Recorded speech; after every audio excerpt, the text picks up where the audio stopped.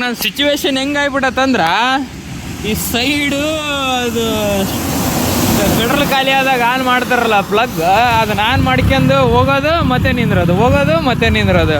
ಈ ಕಡೆ ನಾನು ನೋಡಿದ್ರೆ ತೋಷನ ಕುಂತ್ಬಿಟ್ಟಿನಿ ಫುಲ್ಲು. ಮಳೆ ಒಂದು ಹಚ್ಚಿ ಹೊಡ್ಯಾಕ ಕುಂತ್ಬಿಡತ್ತೆ, ಫುಲ್ ಹಚ್ಚಿ ಹೊಡೆದೈತಿ, ಫುಲ್ ಎಲ್ಲ ಹಂಗಿ ಪಂಗಿ ಎಲ್ಲ ತೋದಾಗ್ಬಿಟ್ಟತಿ.